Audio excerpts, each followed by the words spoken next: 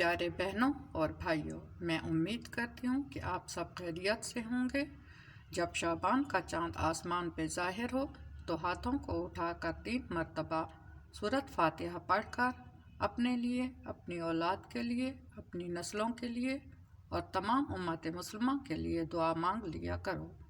کیونکہ جب آسمان پہ شعبان کا چاند ظاہر ہوتا ہے تو میکائیل علیہ السلام زمین کی طرف دیکھ کے کہتے ہیں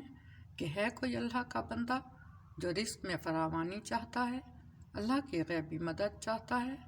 کیونکہ اللہ کی طرف سے مجھے یہ حکم ملا ہے کہ جو انسان شعبان کا چاند دیکھ لے یا شعبان کی خبر سنے